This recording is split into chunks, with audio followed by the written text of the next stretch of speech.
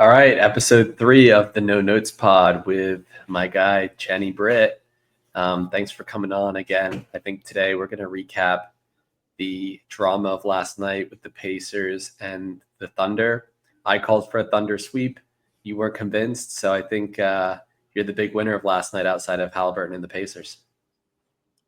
Listen, in fairness to you, you called OKC winning before the playoffs started.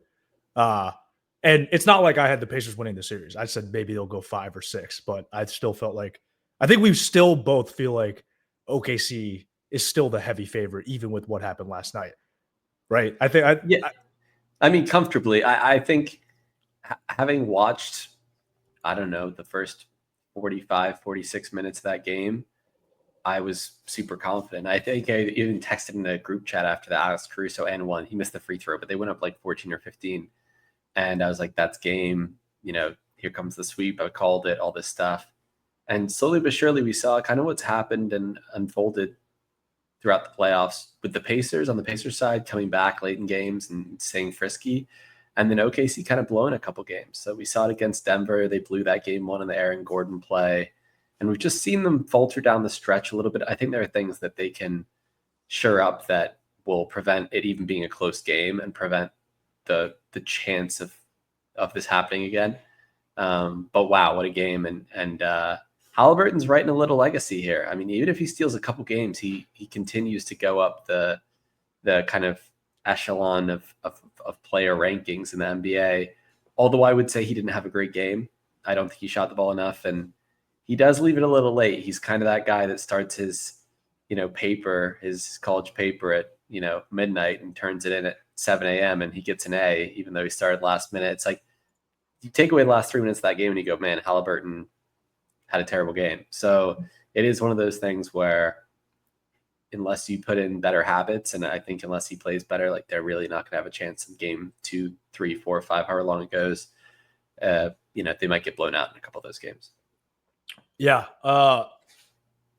Early in the fucking game, it was going exactly the way I think all of us thought, which is like Indiana couldn't get any dribble penetration. They were turning the ball over. On a lot of those turnovers, it was Julius Randle-esque where someone would get the ball on the outside and they would like be holding it, and then their primary defender would be swarming them, and then Lou Dort or someone would just sprint over real quick. Not like that's not even disciplined defense, but OKC is so athletic that they would just sprint over and just try to double. It's kind of like reminds me of AAU back in the day when you would just walk in the gym, you play like an inner city team, or you play one of the teams that just recruits like all of the best athletes, and they could just literally fucking swarm double, take the ball out of your hands all the time. So they started doing that, getting turnovers. It kind of pissed me off because I felt like, and you've brought this up, we're both kind of OKC haters right now because I just feel like, and full disclosure, I was watching with all the guys I was watching with, Tatum and Colby also hate OKC because of this same reason. Was that inspired by me, or was this pre? It's funny how everyone I've talked to kind of has the same thought process, separate of what even like they didn't even know you felt that way. I think the only people who are sucking OKC's cock right now are obviously OKC fans, and then like NBA content creators who want to be like, oh my God, look at how good Presti is. And like, all that, like, gotta respect the process, man. Like just all that shit. It's like, we're not here to talk about that shit. We're here to fucking be true haters. But dude, I'm starting to see it more and more, bro, what you're talking about. It's just, I'm fine with the NBA bringing back some hand checking. I'm fine with the full court pressure. I'm fine with all that stuff. I always just thought fundamentally, if you reach on defense, if you're reaching for the ball when I drive and you miss the ball and you get arm or body, that's a foul. I don't think that's ever changed, even if it's a physical error. Like that's not the same as hand checking. Hand checking is putting the hand on the hip a little bit and using that for a little bit of a push. But if you fucking reach and slap down and miss the ball and make contact with the body, that should be a foul. And like that, I just felt like the Pacers, there are so many plays in the first half where they would lose the ball and they would look at the ref and call foul. And I don't see the Pacers the Pacers aren't a team that complain a lot. They're not a team that complain a lot. So I'm a Bron stan. I watch the Lakers. I watch Bron and Luka complain all the time. I used to watch Bron and AD complain all the time. The Pacers don't complain that much. So they were definitely getting fouled on those drives when OKC just digs down. But I think second half, Carlisle probably just told them, like, dude, just literally protect the fucking ball. If you have to pick up your one dribble early just to not risk a turnover, then do it. Don't do the Julius Randle thing and do like 2 more dribbles in traffic because they're going to go the other way. And that's why they cleaned it up. But I'm with you, man. Like, they couldn't fucking get any penetration. And I think that's a concern. Yeah, I think I called you in the Denver series, I want to say. It might have even started the Memphis series, but in the Denver series with OKC, I was like, dude, I'm watching every minute of these games. Denver series. I remember that. Yeah, I remember that. And like every minute of the game, and almost once a minute or once every 2 minutes, I'm going, that's a foul. And they just don't call it. Caruso, I think he ended up with 5 fouls in game 1. Should have easily fouled out. And there are just so many times where, and I don't know what it is. I don't know if the refs have just been conditioned by always officiating OKC kind of like a certain way in the regular season, and they're gotten used to their play style where they're aggressive and they're running out. But it is tough to watch. And if I was playing OKC, like if Boston had made the finals, I would be screaming at the TV. It's terrible for the NBA. It's terrible for the product. You genuinely think it's terrible for the? I think for the they absolutely have to clean it up. What's incredible is that Shai gets every single call or next to every single call. Yeah. And then when other teams are asking for calls that are definitely fouls, they don't get them. Like the Pacers at the end of that game challenged a play on the Siakam out of bounds. I knew they weren't going to get that. Well, it wasn't for the out of bounds. Obviously, it was to try and get the foul. And all I saw was the guy make contact with his hip and not get the ball. And I go, is that a softer foul? Sure, but you've called those soft fouls on Denver, on someone on the T-Wolves, on Minnesota against Shai. When people do that to him, so. I think it's really frustrating that there seems to be a double standard. And I don't know when Shai became Kobe, but he gets every call now. It's just unbelievable. And then OKC, they're getting away with highway robbery. I think it happened a lot in the Denver series. And I think it's even in the T-Wolves series, but those games weren't as close. It didn't matter. But the officiating is really going to make a big difference in the series. If they start calling it correctly, I think that goes in the Pacers' favor. I said in episode 1 or episode 2 of this pod that I think it's a bad matchup for the Pacers because OKC can essentially do what they do, but more effectively, which is run out on the fast break, lock you down on defense, kind of get out and run.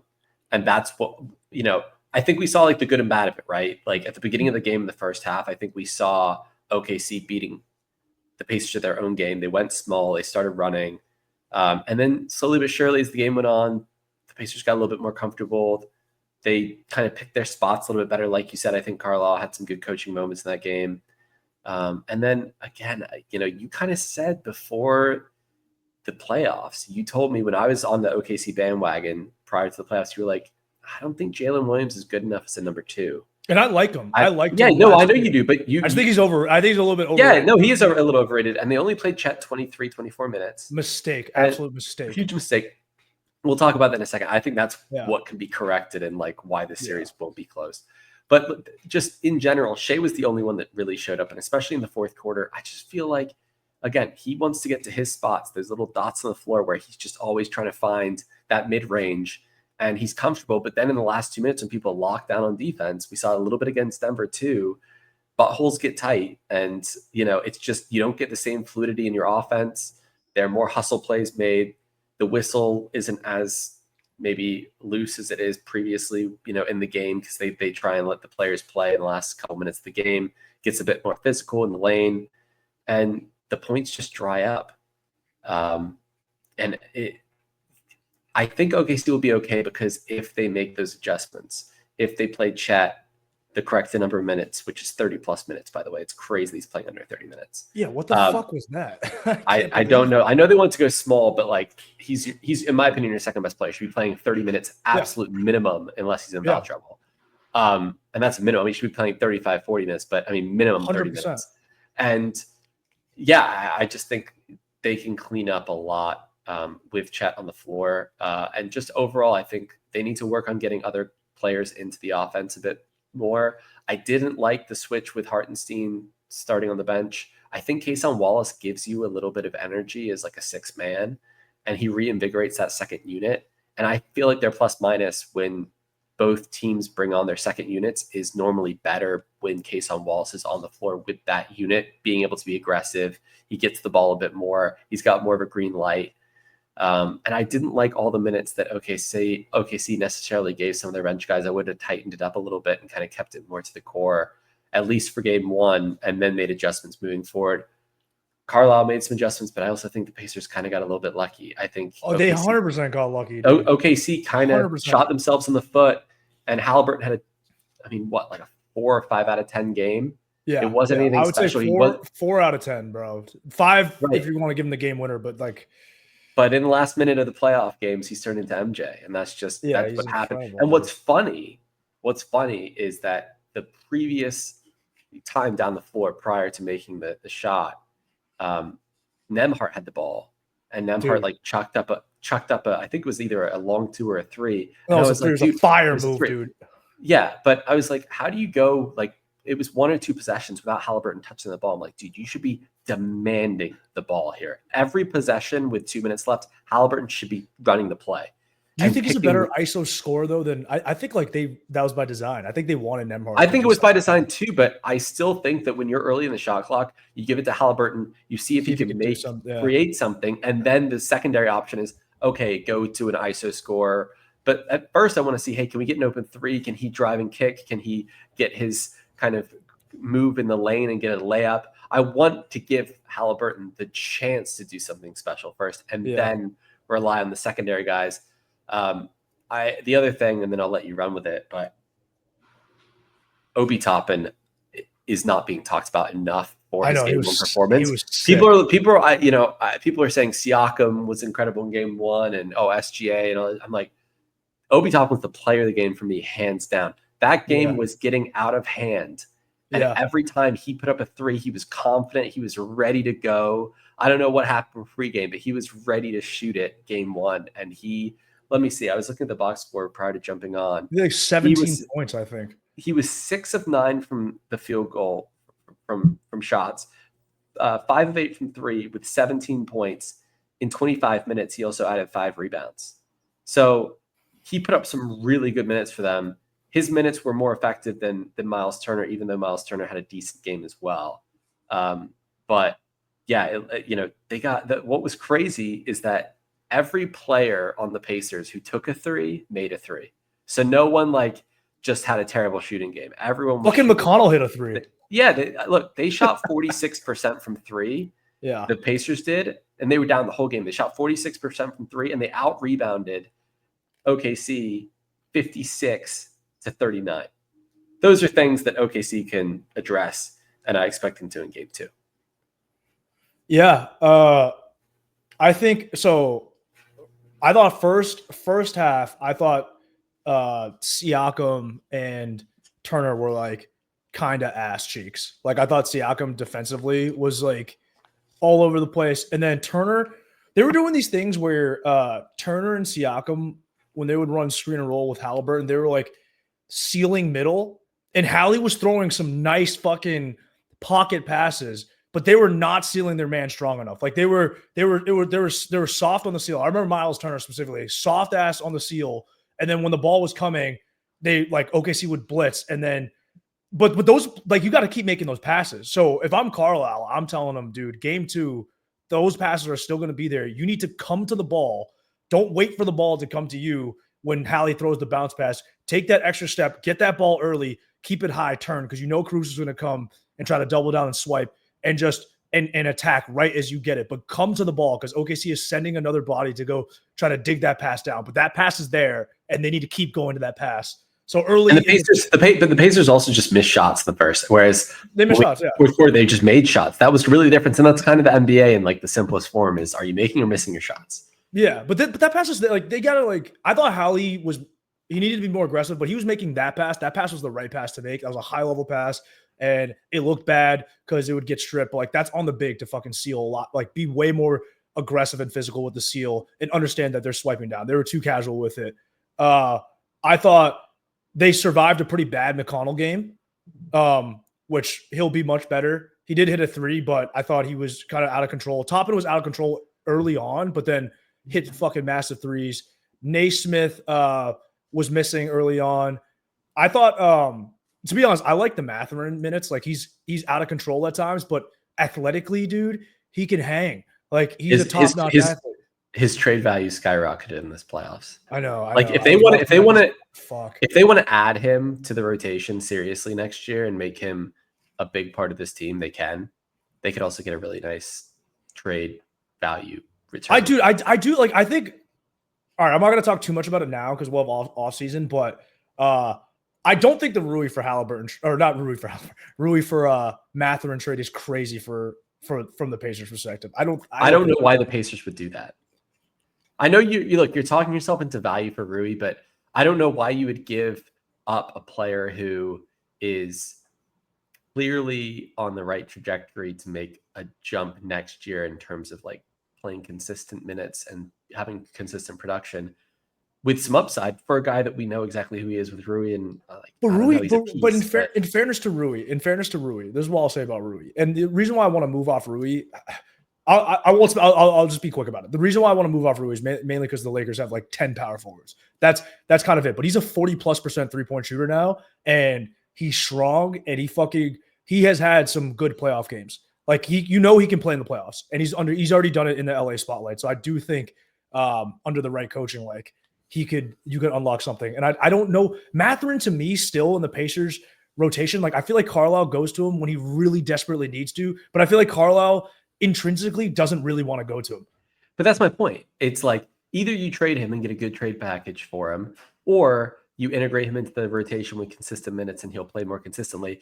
The nice thing about Mathurin, he's big enough to play the 2 or the 3. So he's got some guard kind of flexibility, or I guess guarding flexibility, right? Where he can guard a couple different positions.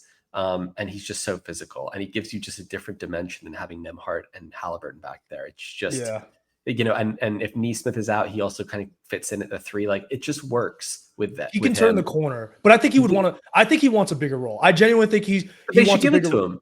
They should give it to him. I don't know if Indiana is going to be the place where they're like, hey, you come take this bigger role. Like, dude, if anything, if Indiana is looking forward, they're going to say, obviously, Hallie's our guy, but Hallie being the number 1 guy means everyone touches the ball because that's just his play style. I love it. But dude, they still have Jarris Walker, who's coming back from ankle injury. He's going to get more minutes in time. Is Jarris, from what we saw in the playoffs, is Jarris Walker ready though? For more minutes, I think so. I think he's fucking good. Also, I look at Jarris Walker as more of like a small 4 than like. I feel like I know, but a guard or small forward, like and but if anything. But my thing with Indiana is like, if anything, dude, Nembhard, like they could, I think their initial response, if they're thinking about like, oh, we want to increase usage for one of our players, like I think it'd be Nembhard over Mathurin. Nembhard last year literally ran the offense and was scoring like 25 points a game. Nembhard gets a lot of minutes. Nembhard's I'm saying he doesn't get a lot of usage. He doesn't get a ton of usage. Fair. Like he doesn't. He plays within his role, bro. If they want to rip Nembhard's usage up, he would put up crazy numbers. Like, dude, the Celtics last year, they sent Drew and D White on him, and he still was like torching the Celtics when Haliburton was out. So, if anything, like he's way more of a better decision maker and point guard than Mathurin. That's my thing. Like, if I'm Mathurin and you get traded to, I don't want to go, but LA can offer him a real role. But anyways, but yeah, he's got to play more, even though he's a rat. Let me ask you a question. Yeah, like because I'm looking at the Pacers roster and I'm looking at their payroll. Mathurin's due to get paid half of what Rui's gets paid next year. And when's his extended? But he's gonna have to get extended soon, right? He is gonna have to get extended soon. I mean, they both have 1 year left of their contract after this year, so it's an expiring contract for expiring contracts. But Mathurin's is half the value; it's $9 million instead of $18 million. The other thing is, are we sure that like they don't kind of already have just Obi Toppin in place in the rotation, and you don't really need a Rui because Toppin kind of plays a 4-5 and can hit some threes and kind of plays that role a little bit. Probably not as effectively as a shooter, but still effective enough, and he gets paid less than Rui. and he's on a long-term deal. I'm like, I think Rui, but I think Rui he genuinely impressed me this season. I actually was surprised at how well he grew. And I think in that system, you had another 6'7", 6'8" guy who was strong. It could help. But is this going to happen? Probably not. But I don't know. I think Mathurin, dude, he goes to Mathurin as a last resort. Like he doesn't like playing him. He doesn't like playing Mathurin, bro. That's my point. It's a conscious decision. Are we going to give him a bigger role in this team? Are Benedict Mathurin, like, look, they're probably going to lose this series, and then the Pacers need to decide, how are we going to build this team? Do we want to make Mathurin and Walker our 6th and 7th man? And, are we going to bring back Miles Turner and just kind of run this back and kind of everyone's got a year under their belt? Because, I mean, look at it like this. Haliburton's 25. Nesmith is 25. Mathurin's 22. Jarris Walker's 21. Like, and then even the older guys aren't that old. They're later 20s. And Pascal Siakam 31. So like they've got a young core here that they can build around and continue. Do they have their pick this year? That's a good question. I believe so. Let me look real quick. I will double check that. Like they draft. They do. They draft really well. I was unsure on the Jarris Walker pick, but it looks like it's going to turn out for them. They do have their pick, and it's projected to be number 23, or it is 23. So, yeah, they've got the 23rd pick in the draft, which in this draft, it's a pretty deep draft. They can get a player there, or they can move the pick if they want to as well. I think, yeah, I don't know. I'm not sure. Carlisle is going to be like, I want to develop Mathurin more. Generally, see, if I were Indiana, I'd be looking for like more of a shooter. Like I'd be looking at like a Sam Hauser or someone like that. Dude, Rudy's 40%. Rudy's 40% on like he's actually a fucking nasty shooter. If Rui was a guard, like more rangy on the outside defensively, I wouldn't even want to trade him. I only literally want to trade him because it's not even Rui's fault. It's like we have DFS, Vando, and stuff like that. So that's why I would want to move Rui. It's just a logjam at that position because Braun and Luka are also 4s defensively. Although I think Braun should actually play 3 defensively. I think it's actually lighter on his body to play 3 than 4. But it's just a fit thing. But I just don't see Carlisle. Whatever happens with this series, if they win, that'd be great. But I don't see win or loss. I don't think Carlisle's next move is going to be, I want to develop Ben Mathurin more. I don't know if he necessarily fits with what they. We'll see. All I know is he has serious trade value, and I love him. I would be disappointed for them if they just got Rui out of it. I'm not saying Rui's not a good player, but I think given the playoff run that he's had, they should be getting a lot of calls for him. Like it shouldn't be like, oh, we got to move Ben Mathurin. It should be like, no, we're going to accept a trade deal that someone comes to us with, because there are a bunch of teams that are looking for guys like him. Yeah, we'll see. I mean, and Shepard's young too. Like Shepard's a guy who Shepard's a guard. Like Shepard could develop too. He's fucking good. So yeah, the Pacers have drafted well because they have a lot of these guys who are young. Like I said, Nembhard, Nesmith. Well, they traded for Nesmith, but Haliburton they traded for. I mean, they've either traded during the first couple of years of someone's NBA career, or they've drafted just well. The thing with them is I wouldn't shake up this team too much. You're not gonna appeal to big free agents. You need to re-sign Miles Turner. You got to the finals. Like some continuity could be helpful for this team. Some of these players have already taken a leap this year. Who's to say they can't take another one next year? I wouldn't be in the business of shaking this up too much if I were them. We'll see. And let's see what they do. Let's see what they do with the 23rd pick. I mean, they could move up in the draft, find another piece, or they could trade that with Mathurin for, a bigger piece, kind of already established. Like, who knows? But they are in a good spot. I think at some point, one of the episodes I want to do, kind of a payroll ranking for next year. Who's got the best roster / payroll, and is in the best financial position to make moves in the offseason and kind of prep for a championship run next year. Yeah. Or if you're in the rebuilding mode, who's in best position to be a contender in 2 to 3 years? Like either or. But we should do that at some point. But the Pacers are. I hadn't looked at their payroll prior to this playoff run. Like they're in a good spot. They're in a good spot. I would caution. Like I would still caution going into next season. Obviously, the Celtics, they're not going to have JT, but we'll cover this maybe at the end of this pod, but the Knicks could get kind of interesting going into next year. And then I'm expecting Orlando to be better. And then I expect know Detroit a lot to of be better. Yeah, Detroit as well. And I know a lot of people shit on Philly. Dude, honestly, man, I don't know what their pick situation is like. I'm looking at Philly.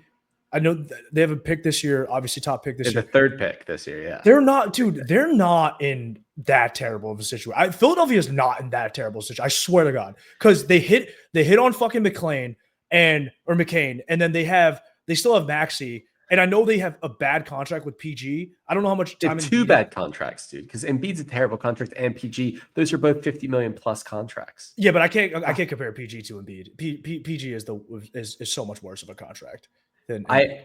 I agree. I'm just saying that they have essentially $100 million tied up in players that you just don't know what you're going to get out of them. How many more years? Yeah, we'll have to. Yeah, we can take a peek. We can take a peek. I mean, the Sixers. Do you want to touch on? Let's talk a little bit more about the Thunder. Sixers, actually. Yeah, the Thunder, Yeah, and then we can talk about kind of payroll stuff a little bit. I think we should have a pod dedicated to it, but we can talk about some teams because we're about to enter draft mode for 28 teams in the league. Like the season's over, so we can touch on it a little bit. Just to jump in. Sorry, Embiid is essentially got one more year than George. Their last year of the contract, they both have player options, which they'll both take. So George's player option, which he's going to pick up, is 27-28. Embiid's player option that he would pick up is 28-29. They're both getting paid $50 million, or Embiid's getting 55, PG's getting 51, 52 mil this next season. So that's like 106, 107 mil tied up in Embiid and George. That's really rough. And Maxey's a good player. He's getting paid $38 million next year. It's not like an incredible contract for value wise. So there seems with worse payrolls in the NBA, but I wouldn't have them, even as a top 15 payroll. I mean, I would have them in the bottom 10 for sure. I'll say this. They draft whoever they pick this year. Maybe it's Bailey, whoever. Let's say they're going to pick someone talented this year. They hit on McCain. So you got McCain, whoever they drafted. They have another player who's pretty good. I forget. Like not just Quentin Grimes. They have another player Quentin Grimes is out of contract. Grimes, I don't know if he'll stay.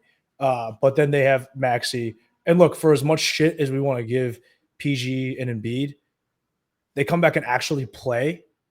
Like, they're fucking still great players. Like, I'm not going to do this overreaction thing. Contract value, yes, bad. Yeah, look, the thing with Philly, which, I mean, I would bet against it, but it's not out of the realm of possibility that Embiid is able to manage his minutes and game manage himself and get to a place where he's dominant when he plays and they're conscious in the regular season. Put him on the Kawhi thing. Yeah, protecting him. Yeah, essentially on the Kawhi, whatever you want to call it, schedule. But that's not a guaranteed thing. With Paul George, he's 35 years old. And it's like he's making over 50 mil next year. And it's a contract that they should try and get rid of, but I don't think it's even possible. If we were doing worse contracts in the league, he'd be up there. Yeah, he's up there. All right, let me tell. Okay, so for the Thunder, I'll say this: I think Indiana's defense against them is going to be the same thing, which is just let Shai. I would just let Shai ISO get 50. No one else touches the ball, and just live with that. That's exactly what I would do. And there was a play specifically for the Thunder where Caruso just like pissed me off so much how like all this dick riding Caruso now. Because I was the OG Caruso guy. I was a Caruso guy when he was in the fucking G League and he still had some hair and people were like, this guy sucks. I was like, no, he's good. And I was being an absolute homer. But now, like, I saw someone tweet out yesterday, they're like, Caruso's one of the 35 best players in the league.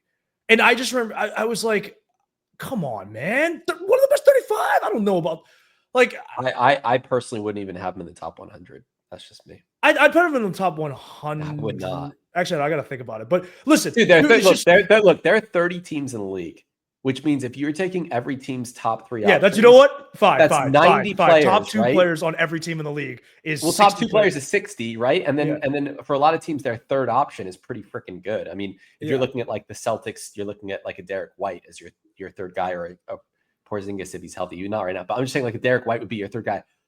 Would you have Caruso over Derek White? I wouldn't. So it's like you got to look at a bunch of those guys, and then, I mean, even on his own team, like I would rather have Kason Wallace. That's just me. Me too. But like I'm just like I don't rate him as a top 100 player. He's a nice piece. He was a good trade for them. He's an awesome accessory on a really good team. Like He's on an a really awesome, good team, awesome accessory. Right. If he was on, Utah, no one would talk about him. Also, dude, the thing that bothers me, man, is I remember his last year. In his last year on the Lakers, he wasn't like he was getting called for these hand checks. So I remember at that time being like, he can't guard quick guards because he just fouls them all the time, and we were getting called for fouls. Now all of a sudden he's fucking shutting down guards and Jokic, at like 4 years older. Like just no, like come on, bro. What are we fucking doing here? There's no two ways about it. Jokic got the Shaq treatment where they just didn't give him fouls that were like clear as day fouls, like genuinely just grappling him and like essentially molesting him on the court and just not calling it. That's what happened. The NBA is a reputation fucking league. And when he was on the Lakers, even when he started in the finals and genuinely was an awesome defender for the Lakers, he still hadn't gotten that respect because the Lakers have this notion of like, oh, all the Lakers players are overrated. So, but it was on the Bulls when he started establishing some respect, and then he developed that reputation of defense on the Bulls. And it's like more people, like refs were like, hey, this guy can actually play defense. So now they just allow him to hack. There was a play last night that I quote tweeted, and I was like, this is fucking absurd. But it's just like guys are running back up the court. Nembhard's running back up the court, and Caruso just like tries to just fucking take a charge on him as he's running up the court on the sideline. It's like, dude, if you don't get the fuck, and the ref, to the ref's credit, I think it was like Mark Davis, he didn't call that shit. It's like, good. You can't fucking call shit like that. Like, that's like, the fact that he even did that to me is so sickening. It's so fucking sickening. That's why I want Indiana to win the series. When I'm drawing up tape for the NBA to review on offensive things that we need to cut out, I'm cutting up tape of Brunson, a bit of Shai, a bit of Trae Young, like those kind of players. When I'm doing it on the opposite side of the ball on defense, I'm cutting up a lot of tape. Caruso and Dort. And Dort's a little bit cleaner, but like Caruso, like we've got to call some of the stuff, especially when he guards bigger guys. It's like, oh my God, he did an incredible job on Jokic. Yeah, because they didn't call the 300 fouls he had. Like in this playoffs, he should have gotten fouled out at least 5 or 6 times. It's crazy how many times he ends on just 5 fouls. It's like, come on, guys. I mean, Draymond has the same thing, bro. Draymond will like Draymond has no. I agree. I think, but obviously different class. Draymond's a different class. Like Draymond would be another guy who I think has just gotten away with it as a career, from a career standpoint. He's gotten away with murder. Yeah, but he's a better player, so it's like one of those things where you get a little bit more of the superstar call. Not that he's a superstar, but you get more of the star call, or the benefit of the doubt. But yeah, I mean, it's tough to watch.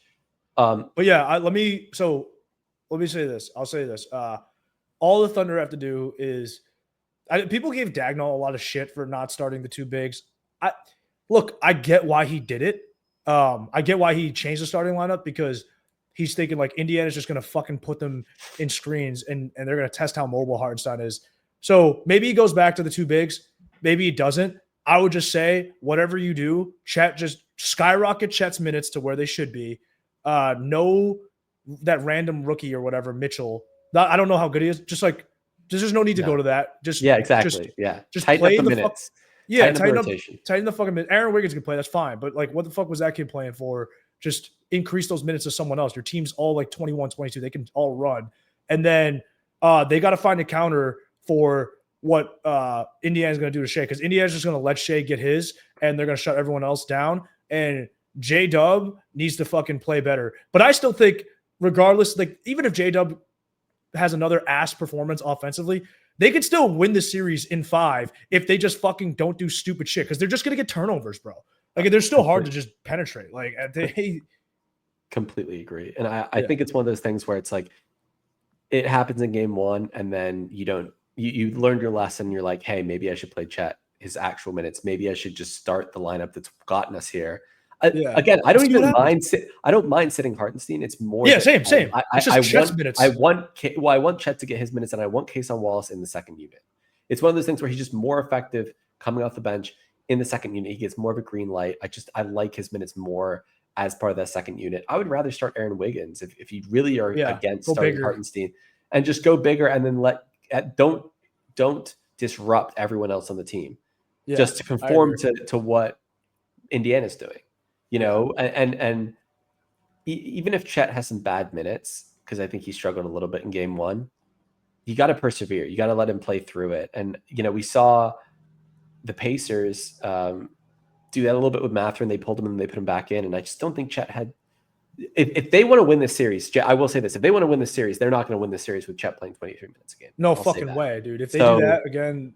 Yeah, because they're going to lose. They're going to lose when they play away. When they're in Indiana, they're not going to win if Chet's only playing 23, 24 minutes a game. So, but again, everything that they need to adjust and change is like so really doable. easy. It's so easy. I do think Indiana is just a much better coach team personally. Oh, 100%. But if you're Indiana, like your adjustment next game, because I still don't see them like breaking down their defense that much. Like OKC is just really athletic. Indiana doesn't have like elite ISO guys.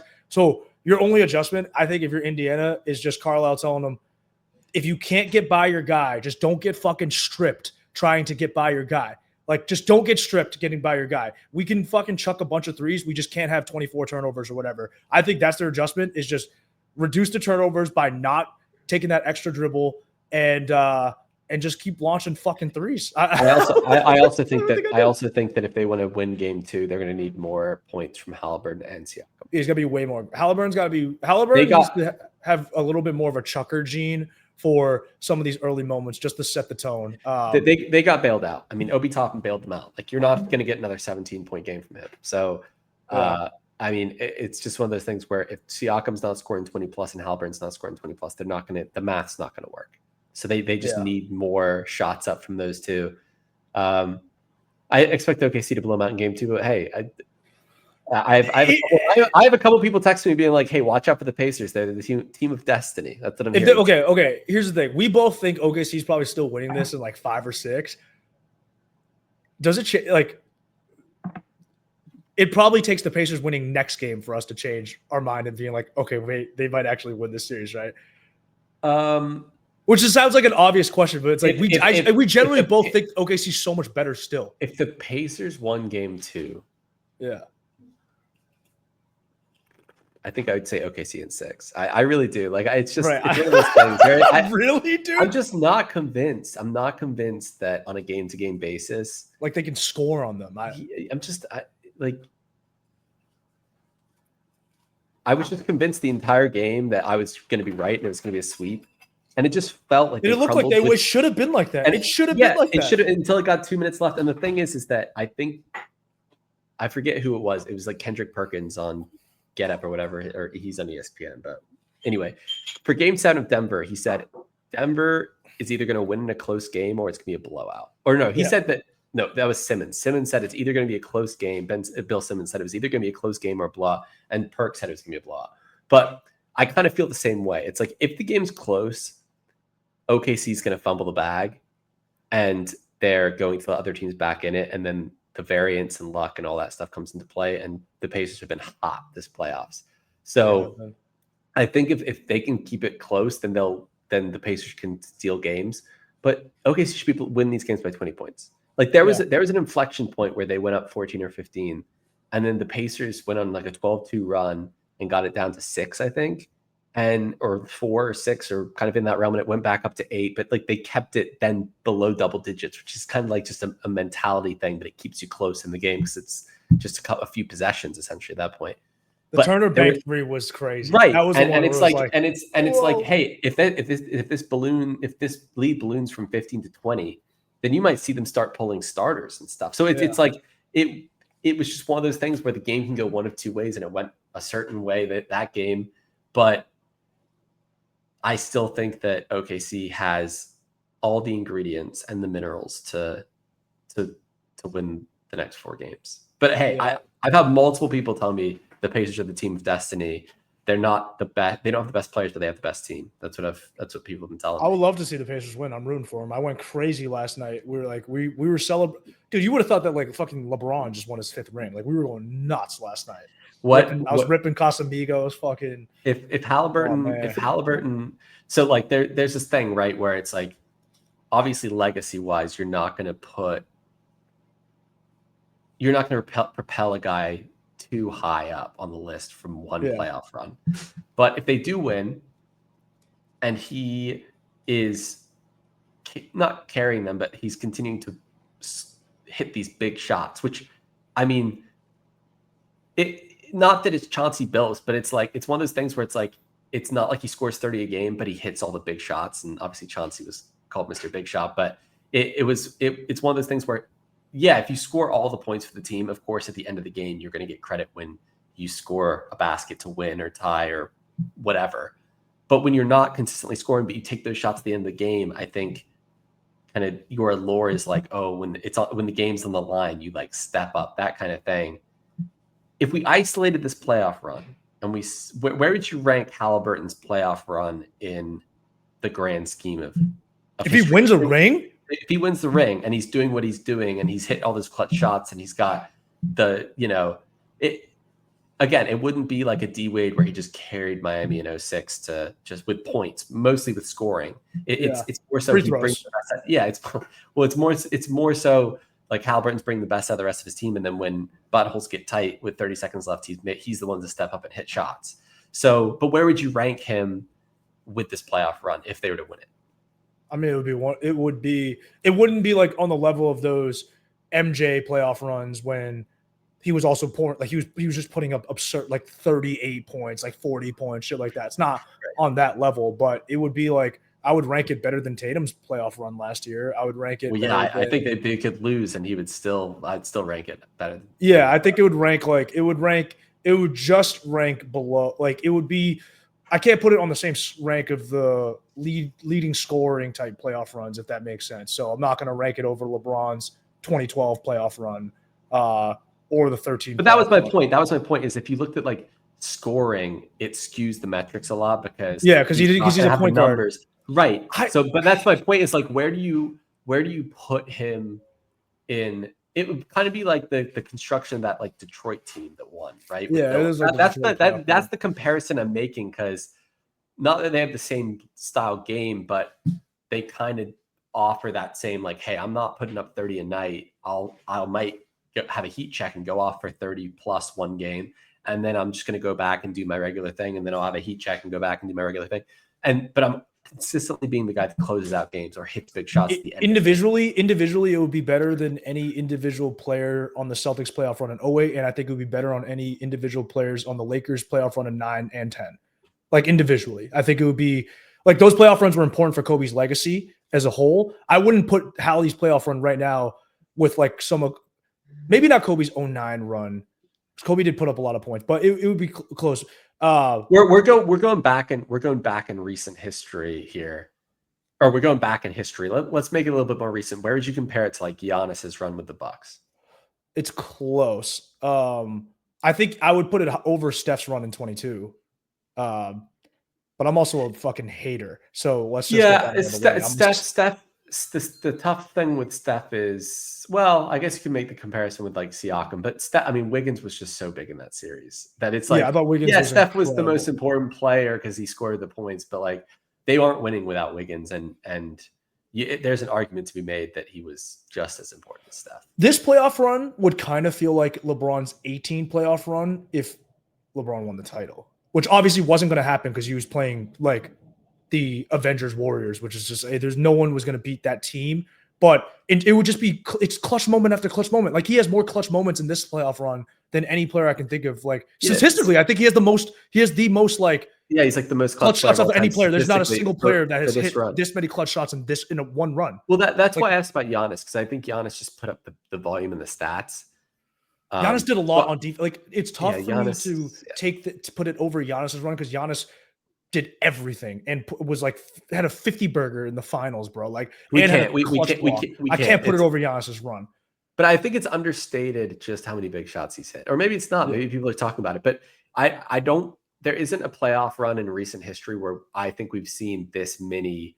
Like if you're doing a montage of his playoffs, it's more than most people's careers, most stars. Yeah, but careers. in like most of it, you would look at the moments, and if you freeze frame them, most of them would be in the last minute of the game.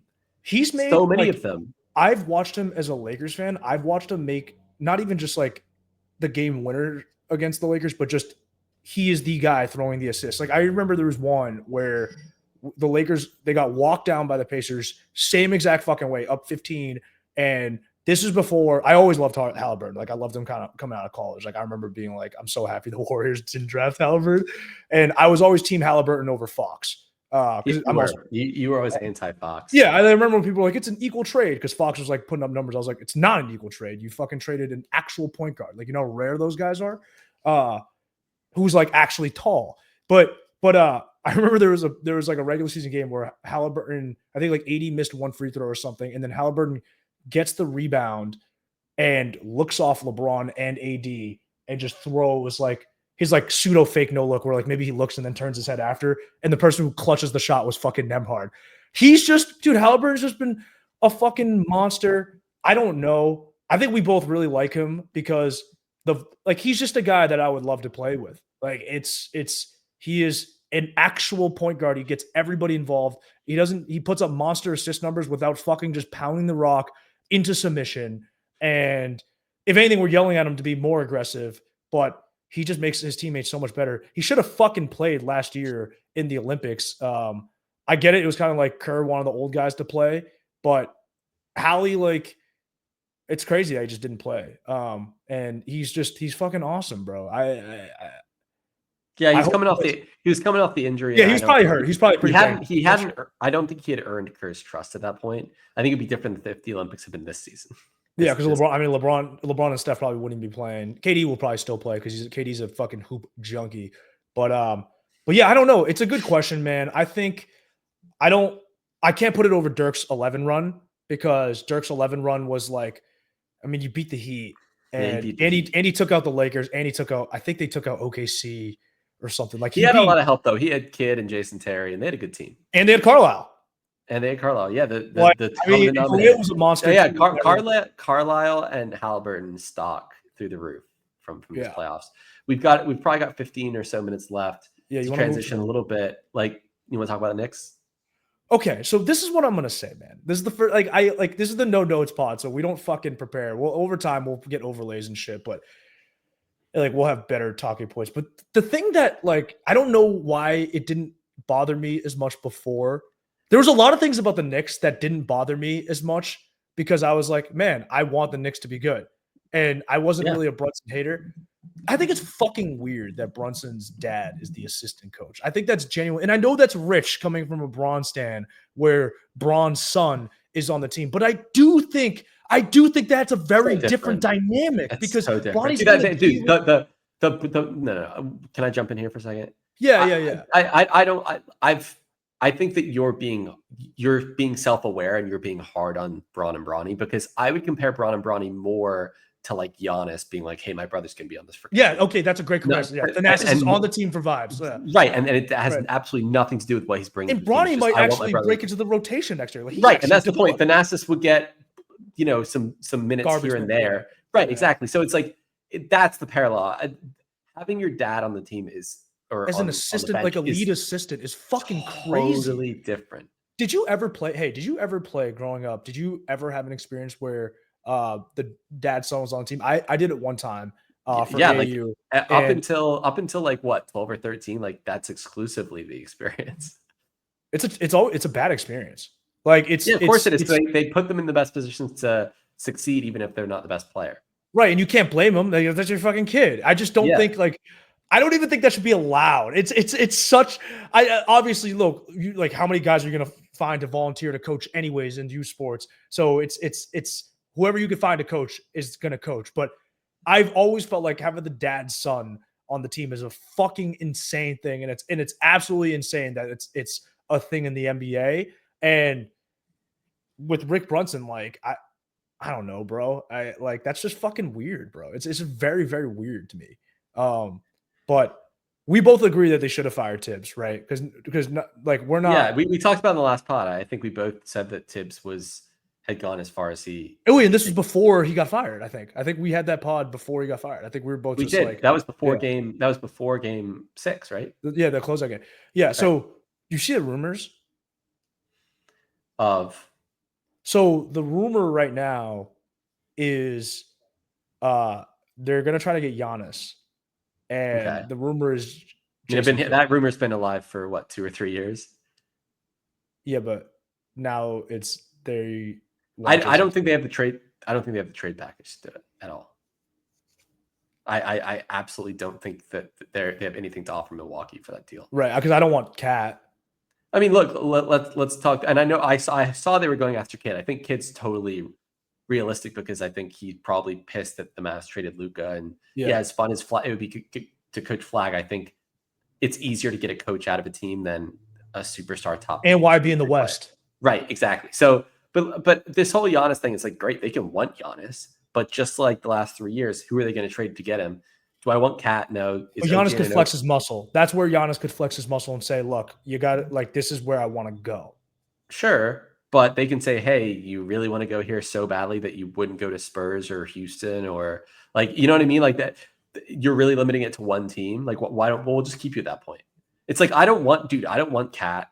OG Anunoby is not an attractive trade piece. Jalen Brunson, or they're not going to trade Brunson.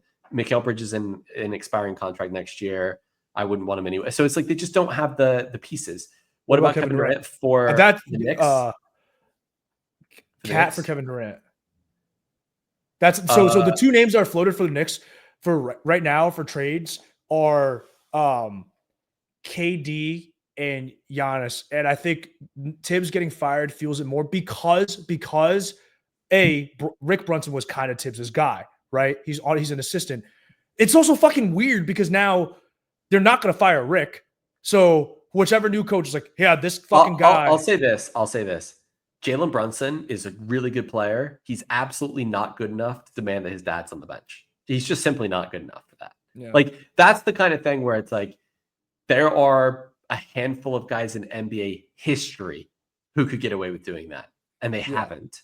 Yeah. But there are a handful of guys in NBA history. Jalen Brunson's not even close to that level. And look, I don't even want neither of us like Brunson, but this isn't even a shade against Brunson. It's that if your lead assistant coach is so important, dude. Like, they either game plan the offense or the defense. So if your dad's like not an actually good coach, good assistant, if he's just like a mid-ass assistant, you are losing so much by fucking having that guy on the bench. I've always thought that was a weird fucking dynamic. So to the KD trade, yeah. If I'm the Suns, I have no interest in Karl-Anthony Towns. Yeah, that's kind of been my point too. Is like my issue. I would want picks.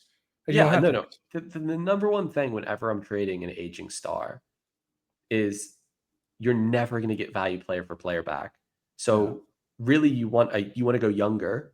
So you'd want dude, the Knicks don't even have a young roster. Well, they, I guess they have some pieces, but for the most part, their star players are on the, approaching 30.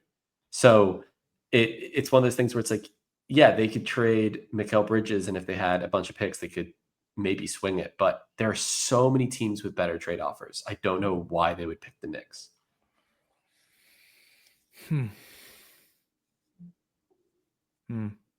Yeah, I don't know. I think they're up to something. I think they're going to swing. Let's say the Spurs wanted him, right? Like, I can give you Castle, another contract to make up the money for a decent role player, and the 14th pick in the draft. Yeah, but I don't think that's automatically better than. But the Spurs are not going to offer Castle if they wanted to trade for. No. I'm just saying, there are teams with all of these pieces that can maneuver and make moves and do. I'm not saying they're going to offer Castle, but I'm just saying that there are teams out there. I mean, Houston's got a ton of picks, or not a ton of picks, a ton of players. They've got a ton of players. It's like, and I don't know if Houston's the destination for. It would be if I were Houston, I'd be trying to get KD because he went to school at Texas, and I think he's still nasty. He's nasty, and they've got too many B+ players. They need to consolidate some of those into one A+ player, and then just build around Thompson and KD and some of the other pieces that they've got. But I'm just saying, the whole Knicks thing. Look, is it fun? The Knicks are good again. Yeah. I'm a Celtics fan. Do I want to see the Knicks win? No, but it's nice that they're relevant and we can talk about them, and they're actually a team that can, be interesting for free agents and for trades. It's good for basketball. It's good for basketball. But this, the media is blowing up. Oh, KD, Giannis, what? It's not going to happen. I just, unless a team is stupid, no one's going to trade for Karl-Anthony Towns. Next year he makes $53 million. The year after, he makes $57 million. And the year after, where he's like 32, 33, he's making $61 million as a player option, which he's definitely going to pick up. It's a terrible deal. I mean, if I were looking at players, seriously, I mean, OG's on bad money too. I mean, OG's going to make 40 next year, 42 the year after, 45 the year after, and a play option for 48. That's a terrible contract for OG. Mikal Bridges is an expiring next year at $25 million. I don't hate it. What would you pay Mikal in free agency? They have to bring Mikal back though. They traded fucking 4 picks for him. Here's my thing with Mikal. No, it was 4 picks plus 2 swaps, right? Here's what I think. Let me see. Yeah, look up what that trade was. It was picks and swap. It's crazy what they did. But bottom line with Bridges is I feel for the player. Mikal Bridges is so much better than what he showed on the Knicks this past year. Yeah, it's a terrible situation. They're using him as like a 4th option, and they barely give him looks. And when he gets looks, he hits tough shots. Yeah, he should be in this game too. Yeah, no, like if they're not going to pay him or they don't want to invest in him long term, they should trade him. I still think he has a ton of trade value. He's 28. He's going into an expiring contract, $25 million a year. You could probably re-sign him in the somewhere in the low 30s. And I think on a good team, he should be. If you have a superstar, he could be your number 2. And if you have a star but not a superstar, he can be your number 3. And I think one of the reasons Tips went was because they made this trade for Bridges, and not to Bridges' fault, really. I think, yeah, maybe he didn't always make the most of his opportunities, but I think it's also really hard to get into a rhythm when you're just not. They're not drawing up plays for you, not giving you the looks and then the shot volume that you need. Playing with ball stopping guards, small guards that fucking play, and I've done this in my own life. It is. That's why I love what the Pacers are doing, because I want this style. This style is what wins games, and you win in spite of that fucking style when you play that fucking ball pounding shit. Even the Celtics last year, they didn't play that style. Like they didn't run plays, but they like tried to move the ball and shit. Like, I wouldn't even call JT. Like, JT to me is not a ball pounder. He's not. He's really not. Like, I don't. Tatum can take some bad shots, but I don't think he's a ball stopping type of player. I think he really tries to get people involved and they try to move the ball. But yeah, what were we going to say? I was just going to say, if you were the Knicks, just to kind of round out or close the loop on the Pacers, Mathurin bit and the Knicks, would you trade Nesmith and Mathurin for Mikal Bridges?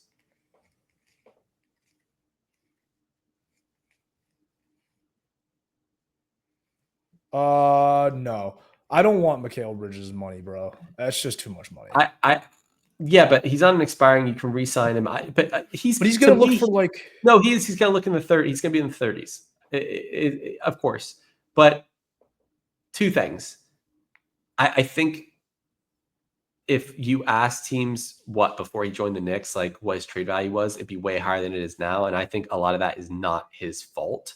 The other thing I really like about Mikal Bridges, he plays every game. Even though he's getting up, he's going to hit 30 in the next year or 2. Like he's always available, and I'm just like, why? Okay, so why did the Knicks do that trade? Because the Knicks.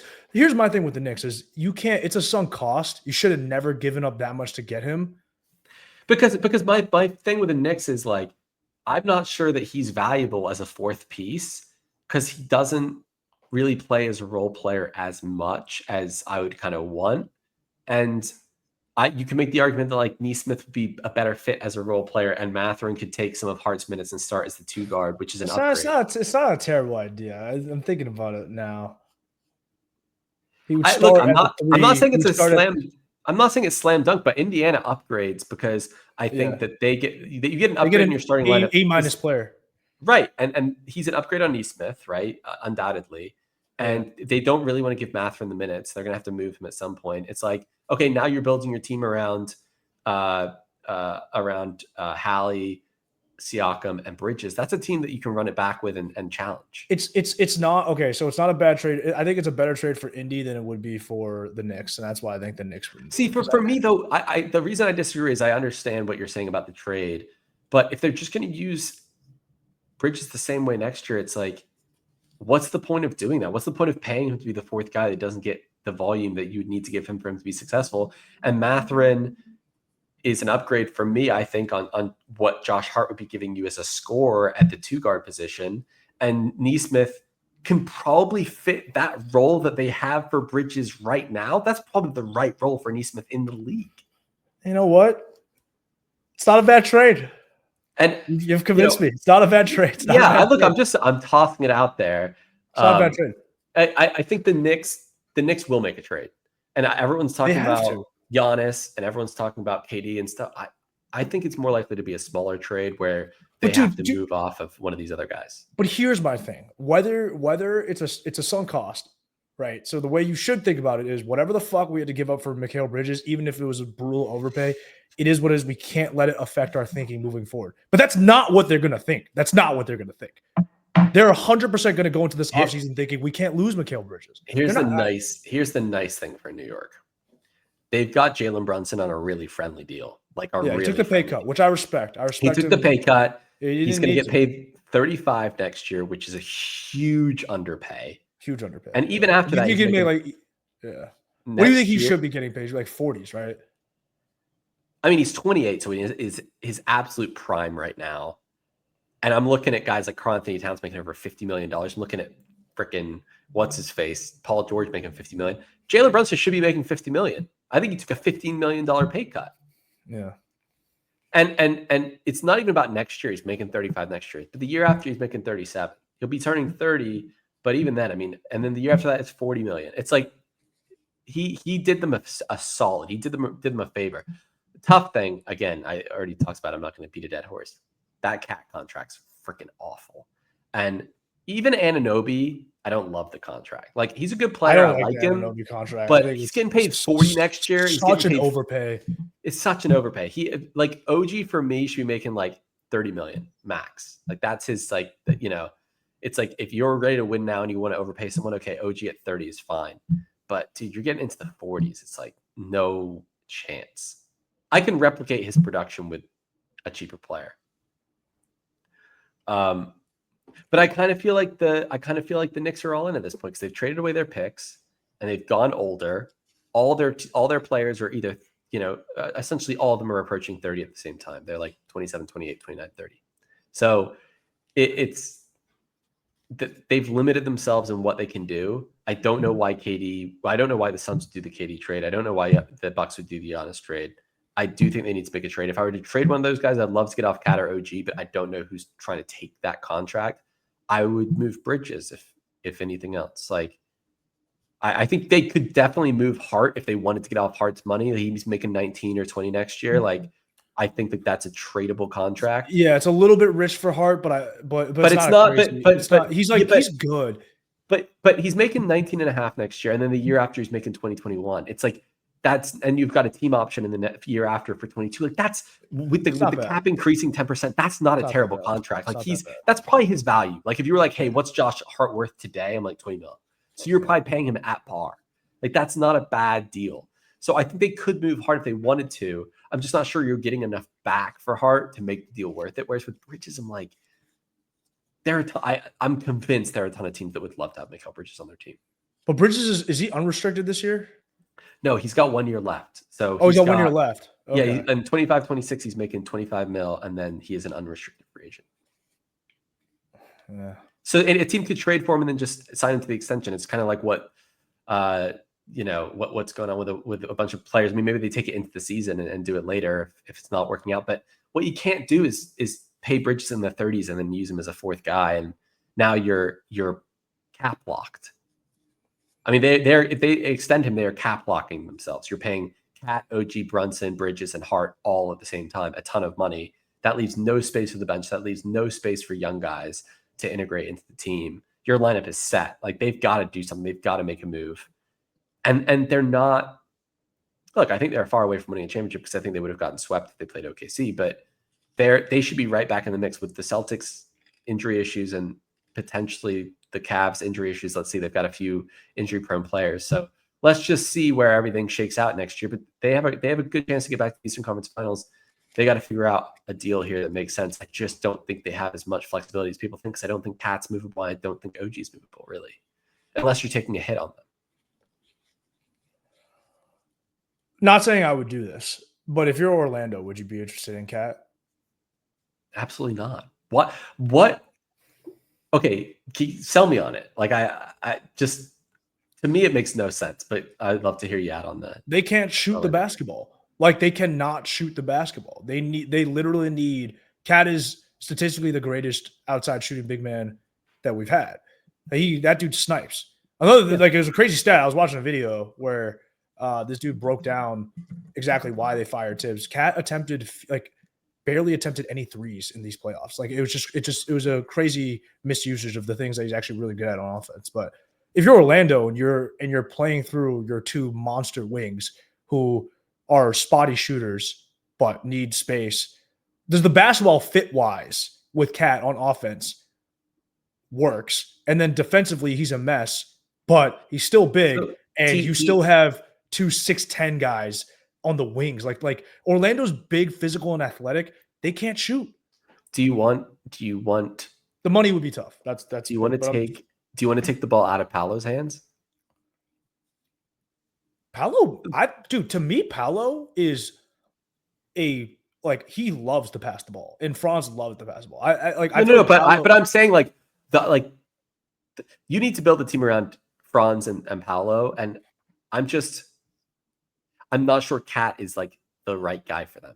No, I'm just saying, like, Cat to me, he's not a void on offense. Like he's not. I genuinely think, definitely not. He's like he tries to pass. Like he actually has some good passes. He attacks off the drive, and he can shoot. Like he's a great pick and pop big. So to me, it would just be like, all right, we're gonna run Paolo Cat 2-man. How the fuck are you gonna stop that? Yeah, but if you're Orlando, just to let you know, if you want to make the money work, because they gave Franz a massive extension, right? Let me see. Because dude, Orlando. Yeah, they gave Franz a big extension. They still need to extend Paolo. But in terms of like the money, right? Like they're pretty clean. No, they're clean. But I'm saying they'd have to trade two players. So like, are you willing to take on Jalen Suggs and Cole-Anthony? Like that's the trade. Like, do you want Jalen Suggs and Cole-Anthony? I think they have to move. Suggs is awesome. He can't stay healthy. Yeah, but I mean, would the Knicks even want that because he plays as a guard? I think if the Knicks make the trade, it's to get the fuck off Cat's money. Okay, but so who are they taking back? I think because it's guards. It's guards. It's all of the money to make it work would be guards. Because the other option is Jonathan Isaac, who's always hurt. But like, you're not trading Paolo, you're not trading Franz. Those guys are off limits.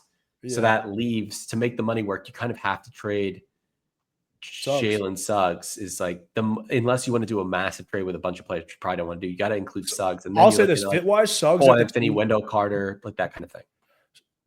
Suggs at the 2 next to Brunson works.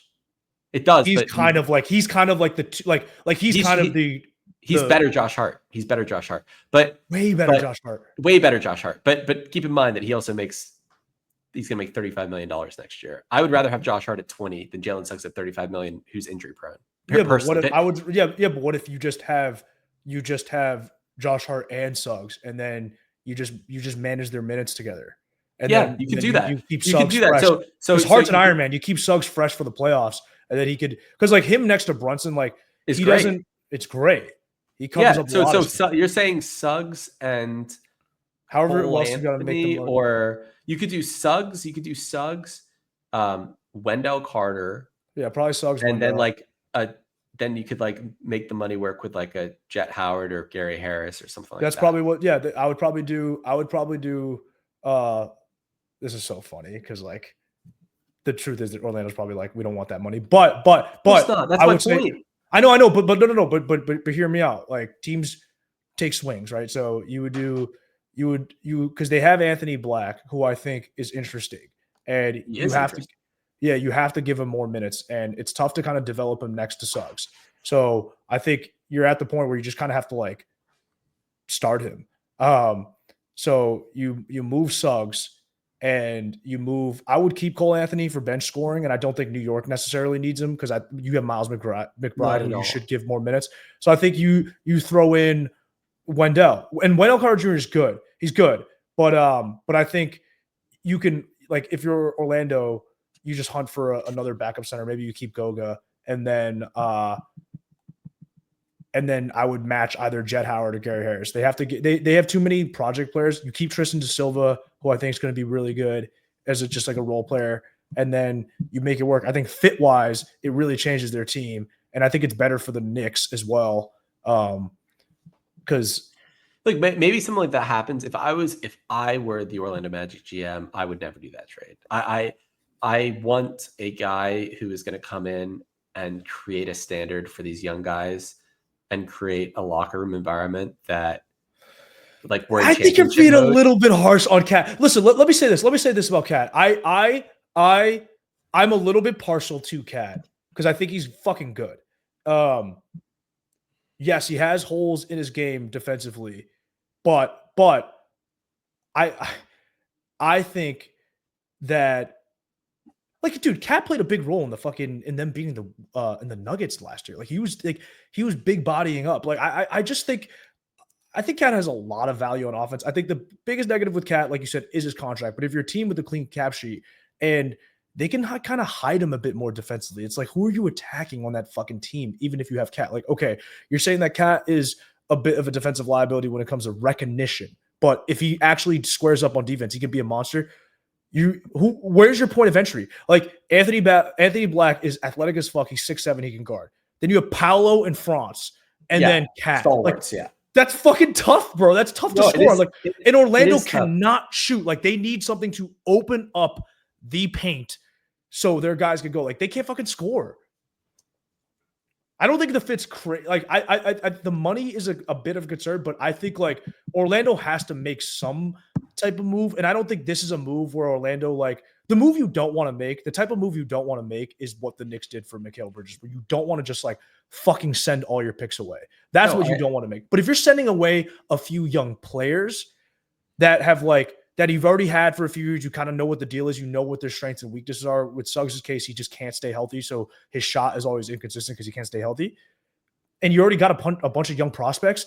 Like, I think with Orlando, that's not a move that, like, drains their asset chest or war chest. Like, they are still pretty flexible moving forward.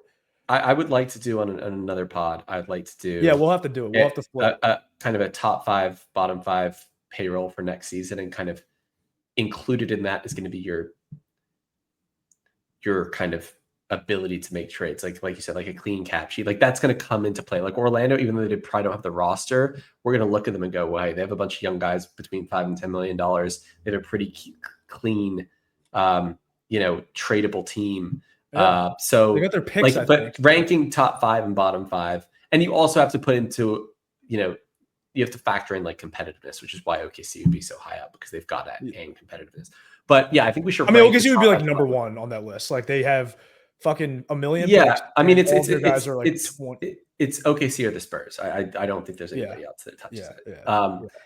But we should say that for another pod, because I think, like, that's a really interesting concept, and I think approaching draft time, we'll see more hype around trades and moves and stuff like that, and it'll be interesting to be like, okay, well, before all that happens, who do we think has kind of the best war chest going into the offseason?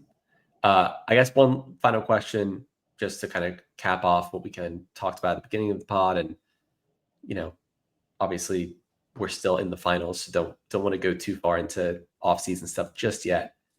Game 2, what are the odds the Pacers can steal that? Because I think that's the only chance they win this entire series, is if they win Game 2, they've got a shot. Yeah. So what are your odds for the Pacers for them to win Game 2, and what do you think is going to happen? I think Game 2 is going to be close. I'll give them a 50-50 chance of winning Game 2. Because even if OKC makes their adjustments, the Pacers turned it over 24 times. If you could just not end possessions in a fucking turnover run out, although the OKC didn't run out too much, a lot of those were dead balls, but just the Pacers can play better too, in my opinion. They can play better too. As long as they can get shots up. They just have to get shots up. I think there's something there. We might, if for the No Notes pod, our first bit of merch might have to be Pacers Team of Destiny t-shirts. Might have to happen. Dude, they deserve to win, man. Like I know people are like, OKC deserves to win. I'm just like, okay, here's another thing that fucking pissed me off. Like, if you're OKC, you stole your franchise from Seattle, like, which still pisses me off to this day. I just remember, like, I wasn't even following the NBA super close then. Like, I was watching it, and then I just remember, like, coming home one day, and I was like, "What is this team? What the fuck are the Thunder? Why is Kevin Durant wearing a Thunder? Like, what happened?" And they're like, "Yeah, they moved from Seattle." So, first of all, you stole your team from Seattle, and then you immediately stole Russ and KD from Seattle, and then you got Harden. Fuck you guys. And then you had what? 2 bad years. They had 2 bad years. They've literally only had 2 bad years. They had the year after Dame gamed them, and then because Kawhi's a bad guy and forced them to mortgage everything, they immediately got an MVP. Like they got traded an MVP. Yeah, they got and lucky. Picks. They got traded an MVP. The thing is everyone's like Sam Presti's a genius. They got lucky. Yeah, I'm just tired of the suck off. Here's my thing with OKC and the whole stealing the franchise from Seattle is they're stupid. It's like normally, like we see this in the NFL all the time. When you're moving your franchise, it's to upgrade it. It's to move from Oakland to Las Vegas. It's to move from St. Louis to LA. It's not to downgrade the location. It makes no sense. Seattle deserves a team. Seattle not having a team is asinine. Seattle also just has had incredible merch, like incredible colors, incredible vibes. Incredible colors. I've got a Seattle Supersonic vintage jacket that is like my favorite jacket. They got the sick logo. Like we need them back in the league. That was highway robbery and just so stupid. I don't know why Stern did that. That was like weird. That whole thing was kind of weird. That was like really, it just made no sense to me. I think I remember reading it. What happened was these billionaires like wanted a team in OKC, and then the Chesapeake guys like stole, and then said they were gonna like try to, they robbed the team, and so now you get a team. The first 5 seconds was all you had to say. These billionaire guys, and the rest. That's it. All you got to say is these billionaire guys, and then something happened. Yeah, and something happened. They shaped the world, so they got themselves a fucking team. Like, good for them, honestly, because if you're an OKC fan, you're like, I fucking love these guys. They got us a team, and now you guys are set for the next 10 fucking years. Like, I have to hate. I'm sorry. I don't think they're set for the next 10 years. I don't. No, I know. We talked about the NBA moves too quickly, and because we felt that way about the Celtics last year. Last year, I was like, dude, the Celtics are going to win the next 3 of 5. Like, and then one injury happens. Or Jalen Williams gets like Lyme's disease or whatever. Yeah, you never like. The thing is like their team is really nice, but they're a Chet leg break and a Jalen Williams stagnating potential, like lack of development away from being like every other team in the league. That's what genuinely. And I'm not saying that that's going to happen, but it's in the realm of possibility. I got to say this too. Like, to the last thing I really want to talk about is I will say, I like what the modern NBA has done for parity. I genuinely enjoyed that. I do, like, even with this whole super team stuff, I didn't really like the NBA when it was the quote unquote super team era. I genuinely didn't. Maybe because the Warriors always just had the better super team, and I was like, fuck, I wish I had the best super team. Maybe if like LeBron was on the best super team, I'd be more pumped. Because even with those Miami Heat teams, like, dude, their role guys were all like in their fucking 30s, like barely hanging on. They were good players, but they were a lot older. It was just you had LeBron at the peak of his physical athletic powers. So I love the competitiveness of this NBA. The one thing that people have been talking about, and it is fucking bothering me, man, I just don't understand this, is how are you marketing the finals like this? Like, just the logo and stuff like that shit does bother me. And another thing is, do you remember when we used to watch the finals and they would have like the epic intros of all the finals before? I don't know if they did that this time, but all I'm saying is I'm seeing some incredible NBA edits off of TikTok. Hire a few of these fucking TikTok editors and have them actually make your product like look epic. Because I think this is gonna be a great series. And come on, man. Like, this series is fucking sick. You got great stars. I don't care about the market size. This is a great series. You have awesome stars. You have the league MVP. You have the exciting point guard. Dude, what the fuck is going on with this shit, man? Also, the NBA should have required ESPN, ABC, whatever you want to call it, to hire back the actual talent. They fired all the best people for the finals. Mark like Jackson, dude, give me Mark Jackson, Jeff Van Gundy, bro. And Mike Breen. Oh my God. God. The thing is that trio was so much, and the thing is that it makes such a big difference in the game. And it's huge. Jeff Van Gundy, I think part of the reason why he got moved on was because he criticized the officiating. Yeah. What? Yeah, he's on the Clippers now, I think. Well, yeah, but he criticized the officiating because he got fired. He criticized the officiating, and I think the NBA didn't like that. But I'm like, dude, that's part of the product. Like you're supposed to call out bad officiating.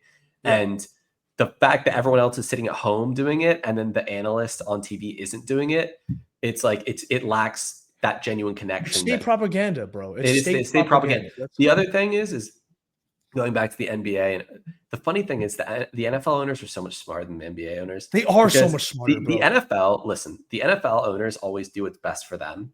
And the NBA was always stupid because the NFL's had a hard cap, or essentially a hard cap, for forever.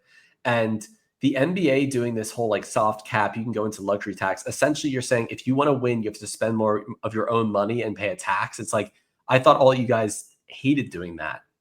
You know what I mean? It's like, why that's such a foreign concept to me of why they would have ever had it built out that way, where it's like Golden State's been in the luxury tax for 3 seasons now, but they have won with Kevin Durant, so it's worth it. It's like, okay, so all of these owners are going to have to compete with each other through like luxury tax payments. It never made sense to me that they're just always behind the curve, and the NFL does something, and then we'll see, the NBA kind of pick it up a little bit. We saw it with video replay. We've seen it with how they officiate games in the NFL a little bit, protecting quarterback. Like they're just always kind of one step ahead, and they're just a more well-run league. And I'm not giving there's no plaudits here going to Roger Goodell. I think the owners are just like, hey, this is our business, and we're going to do things to enhance the fan experience. They take it more seriously. Yeah, I'm not even sure if they take it more seriously, but I think that they care about.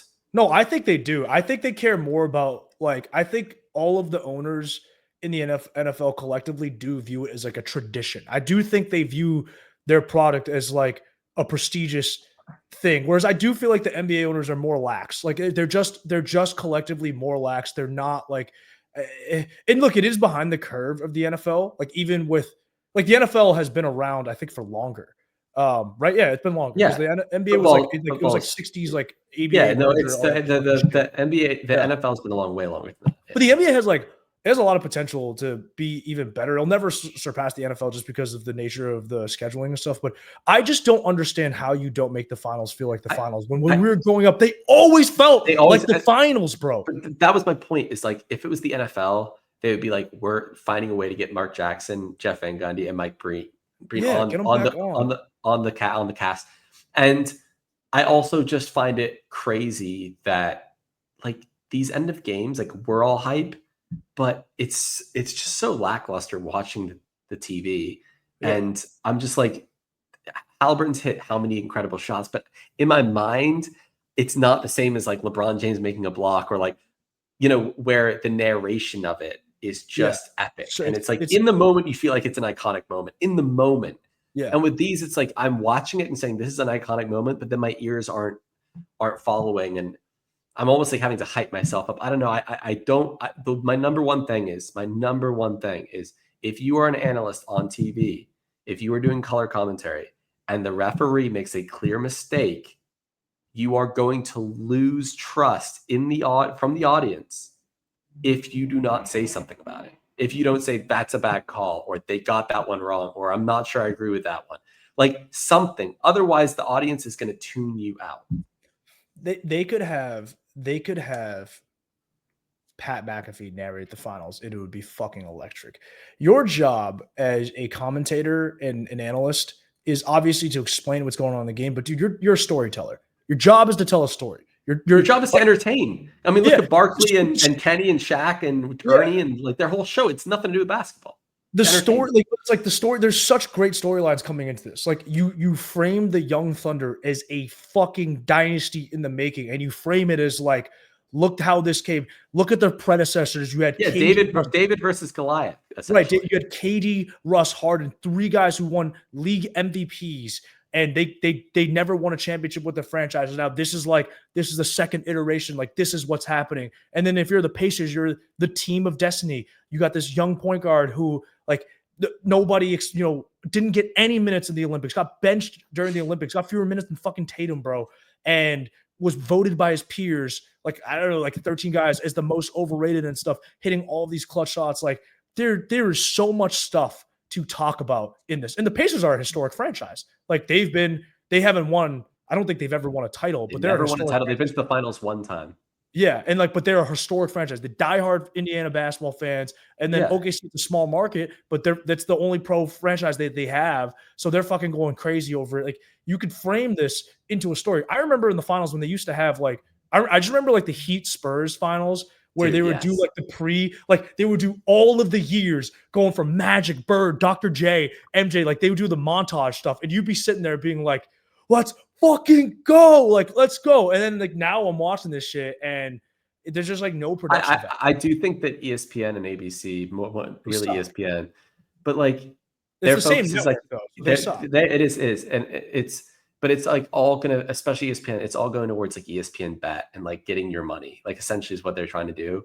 Yeah, and it ruins art. If you own the broadcasting rights, you have a duty to the fans to produce a good product, and I think it's seriously taken away from the NBA product this year, and that's something that the NBA needs to go, hey, if you have these broadcasting rights, these are some rules that you have to live by, and these are people that we want. What sucks about that too is because I genuinely found this NBA season is like one of the best seasons in recent memory. I thought the parody is incredible.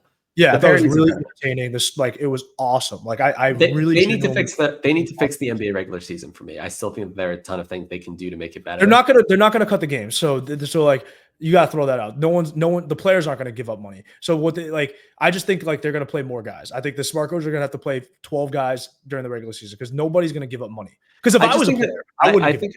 But they could do a couple things. They can expand the rosters, right? Because then and they can expand the salary cap with the roster, right? Because essentially saying, hey, you got to add 3 more guys. Say you have 15 guys right on the roster now, and let's say like we give you an allotment of the number of games that you can miss without an actual injuries designation, and like do things that allow for the viewer to be bought into like what this is, right? I think there's a way. Yeah, I think there's something. Transparency is at a premium, and they need more of it.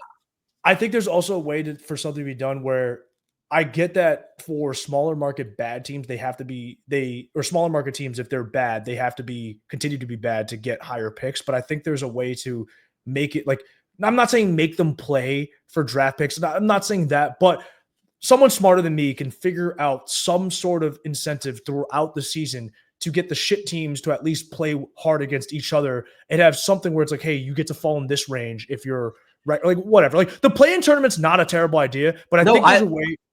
I like the play. I like the play. I was skeptical at first, but it's worked out. I like the play. I wish there was a way to make it higher stakes. Now, I don't want it to be like winner of the play-in gets a pick, because like that would be crazy if the best team in the league fucking then gets to pick Cooper Flagg. But I think there's a way to make it so the shittier teams in the league still have to have some sort of incentive to win to get a better pick. Now, someone smarter than me needs to figure out that type of system. Yeah, for me, it makes for better basketball, dude. It makes for better basketball. I know. I'm not sure we should be rewarding like winning with picks, but I also think that we shouldn't be rewarding losing with picks. Like, we need to find a middle ground where it's sort of like, hey, you fall into one of two buckets. If you miss the playoffs, you have a top 14 pick. And if you make the playoffs, you have a bottom 16 pick. And everything within that is like fair game. So I guess you could rank it if you want, so that like if you make the playoffs, it just falls in the rankings, which is the way it is right now, and you get the pick 16 through 30. But if you miss the playoffs, 1 through 14 could be random. Everyone can have the same chance of getting the first pick. I don't know if that makes sense, but like if you're at any point, if you're ever like, oh, the top 3 or 4 picks get a higher percentage, people will tank for those picks. Like, soccer has a point system, and I think there's a way maybe the NBA could like learn a little bit from that to get it, because then that would make end of the games competitive, and it would make the bad team still want to fucking play if it's like if you're looking at point difference, because that's what they do for the play-in. Or not, that's what they do for the in-season tournament. The in-season tournament. It's a point system, and teams play hard throughout the game.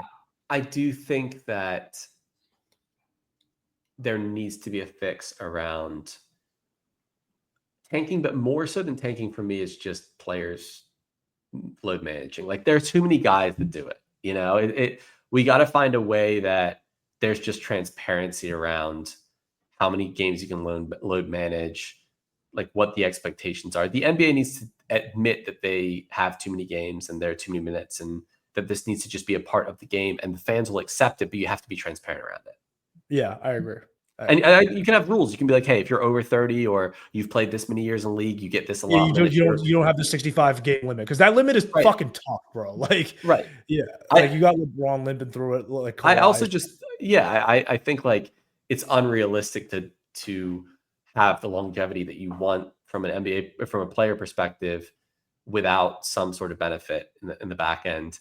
And the other thing is I just think that the NFL does a really good job of, it's easier for them because it's just one day a week, but like it's just there just needs to be better communication. There needs to be more fan involvement. And the NBA has a really interesting few years ahead of them because they don't have a LeBron or a Golden State who's just monopolizing the league. So there's a lot of fan base that can get involved, that are going to be bought in, and that we haven't seen bought in for a while. That makes it fun, but they got to do something with it. I think I've watched the Premier League and a lot of soccer leagues make a lot of changes. I've seen the NFL make a lot of changes. I think the NBA has been running it back a little bit too much. Yeah, I agree. All right, let's wrap it. Yeah, let's wrap it here. It's been an hour 30. I think one of our goals at some point is to actually have a time limit on these, because it's just too much good content for people to listen to. You guys are getting, whoever's getting in early, man. You guys are betting on we'll like investing in the league in the 60s. Like you're getting a good deal right now, man.